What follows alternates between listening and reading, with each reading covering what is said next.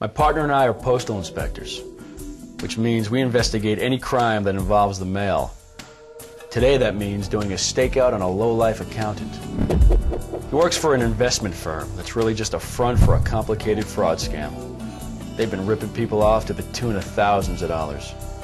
He's got no clue what that kind of financial loss means to his victims. He never gets to see that side of the story. But I do. Do you have any luck flipping this guy? No, he dummied up on me. Said they kept him in the dark about how business operated. Certainly living the high life for a CPA. Not anymore.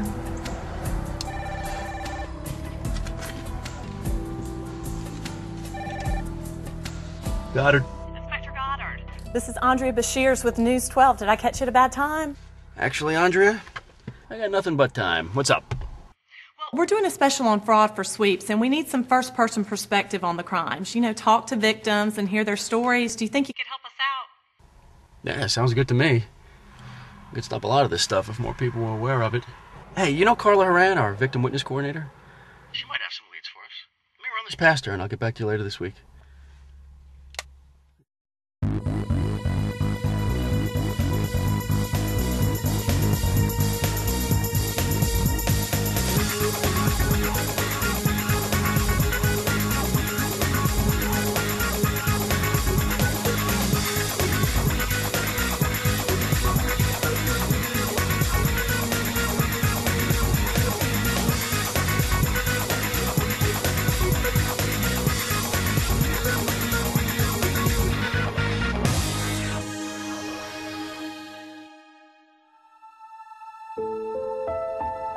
Financial crime attacks its victims at their core. Whenever someone loses control of their money or their identity, they often also lose their critical sense of security. They doubt their own judgment, and many suffer depressive episodes after the crime. My job is to help people rebuild not only their financial security, but their lives. Trust. Right. It's so hard. Yeah. It's a scary thing. Mr. and Miss Patterson, hi. Thanks so much for coming in. Listen, please don't be nervous. If you stumble or you're not happy with what you say, we can always shoot it again, okay? Okay. You ready to get started? Sure thing. Have a seat. Just come my studio, open this up in 5, 4, 3, 2, 1. We're out. Tonight on News 12, we continue our special series on mail fraud, Return to Sender. 3 years ago, Matt and Lisa Patterson were the victims of identity theft. Along with hundreds of other victims in the area, they had their lives turned upside down by two young criminals. Lisa, how did you find out that there was a problem? We were trying to buy a new house, and our real estate agent called and said our loan would not be approved, that we had outstanding bills on our credit cards, and we even had a loan that we had defaulted on. Matt, do you remember how you felt that morning? Oh, it was awful. Yeah, your first response is that it's a mistake. It's just an error. But then it sinks in, and you feel angry, powerless. We didn't get the house. But we were actually lucky. The postal inspectors had a specialist to work with the victims, and she explained what steps we needed to take to repair our credit report. She helped us with letters and affidavits, and really walked us through the whole process. She called my boss to explain why I'd have to miss work to appear at the trial. She even helped us with the victim impact statement for the judge to read before sentencing those two men. You think you could handle things for a while? Sure. What's up? I think I know someone who needs to hear these stories. I do not want to wait for him to catch the news. It won't be long, okay? Who is it? It's Postal Inspector Alan Goddard. Open up, Harrison. Hello, Inspector. What can I do for you? Well, you could ask me in, for starters. Thought we'd have a little chat. I told you I don't know anything about this case. I don't know what good it can do to keep talking to me about it. Can I come in, or do I need to get a warrant? Hold on. Pardon the mess.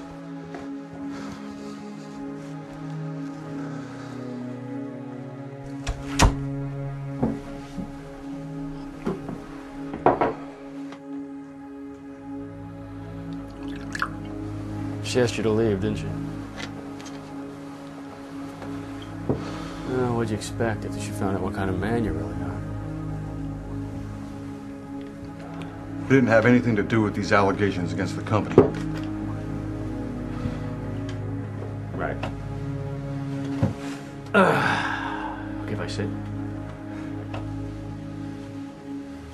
Can I offer you a shot, Inspector?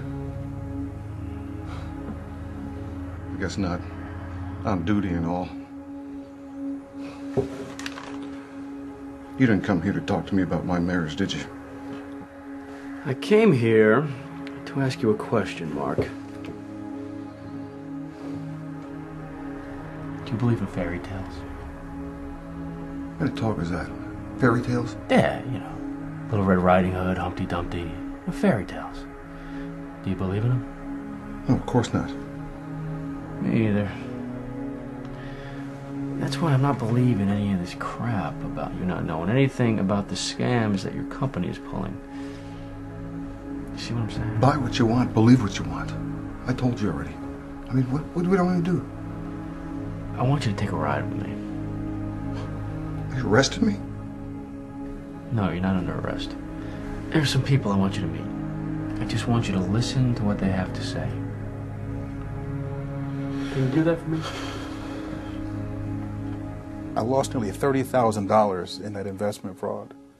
The worst part about it was that I thought that I had it was a good investment. I really thought it was good.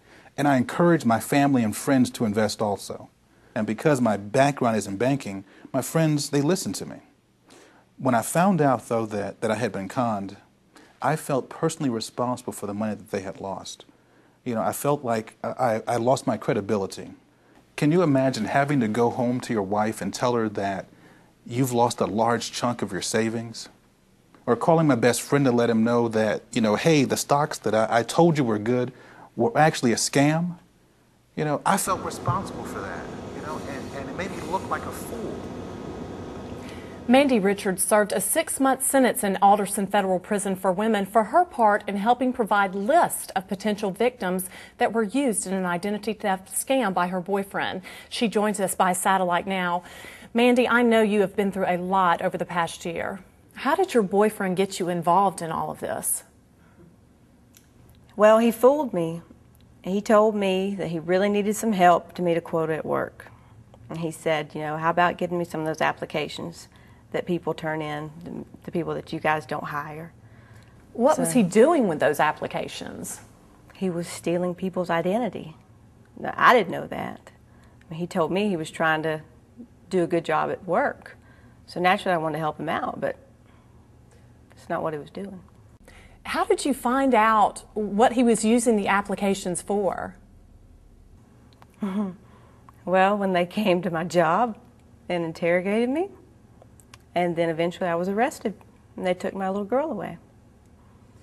Well, that's one person who has suffered a lot is your daughter. Yeah, Tell us about that. Well, I mean, like I said, they put her in foster care. I went to jail.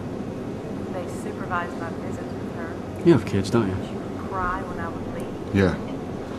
2 girls. I didn't think I would ever get her back, but I found her. People never think about the kids that get left behind when their parents go to jail. I know that your boyfriend has threatened to kill you in the past. What happens when he gets out of jail? Well, I don't know, but there's a way I can find out when he gets out. It's a website, and it's called VNS, and everybody should know about it. It's a victim notification system, and it lets me know when he gets out of prison, so I don't have to be afraid all the time. Miss Horan, you're up next, so we need to get you into makeup. Great, thanks. Think your girls would be proud of what you're doing? I lost everything. My wife wouldn't forgive me for, well, I had borrowed money from our son's college fund. I wanted to send him to a better school. I thought I could double my money, but I can barely afford the community college tuition that he goes to now. And a few months after the trial, my wife left me. These crooks got 8 years for mail fraud, and the cells they live in, they're bigger than my apartment. My ex-wife has to take a second job. So do I. It seems like my family went to prison, too. Except they didn't do anything wrong. I did. That reaction isn't uncommon. People often blame themselves for things that happen to them, even though they're really no fault of their own. Oftentimes, they're so embarrassed that they won't even tell their own family. We see all kinds of very intelligent, educated people who fall into these scams. Well, is Mr. Matson's story unusual? I wish that it were. I've seen victims lose their homes, suffer job losses, have problems in relationships, even divorce. Ready to? Take Well, two. the good news is that you're there to help them rebuild their lives. We're out. Fade to black. All right, let's get out of here. Inspector, I'd like to talk to you about the company now. I think maybe I can help put some of the pieces in place. All right. You want to bring your lawyer in? That would be best, wouldn't it? Do you think maybe the U.S. attorney would make me a deal? Well, I can't speak for him, Mark, but I'm sure I'll take your cooperation into consideration. Were any of those people we were watching today ones that lost from our company? No. Those are all from older cases. I always thought the banks or the credit card companies would cover their losses. I never... Well, it's just like the fairy tale. All the king's horses and all the king's men just couldn't put things back together again. Well, let's go take that statement.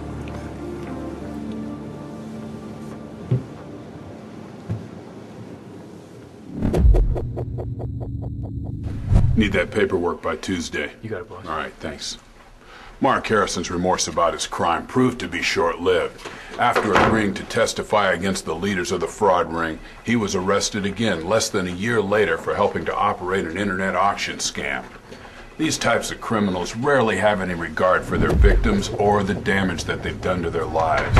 If you or someone you know has been a crime victim, it's important that you know about victims' rights and the services available to you. In 2004, the Justice for All Act was passed, strengthening rights for federal crime victims. Most states have similar protections for cases handled in the local criminal justice system. All of these victims' bills of rights were created to give victims a proper place in the criminal justice system. They provide an opportunity to participate and be heard, and offer practical assistance to minimize the inconveniences and frustrations that crime victims suffer. You can find out more about your rights as a federal crime victim by visiting this website, www.crimevictims.gov. The U.S. Postal Inspection Service investigates many different types of financial crimes. Most are handled in the federal justice system. In addition to providing educational material about crime victims' rights and services, the Inspection Service continually strives to inform the public about current fraud scams and how to avoid becoming a victim. Education is your best defense. Keep up to date on the latest scams by visiting our websites, www.usps.com/postal inspectors and www.lookstoogoodtobetrue.com. Remember, being the victim of a crime is nothing to be ashamed of. Neither is seeking help to recover from it.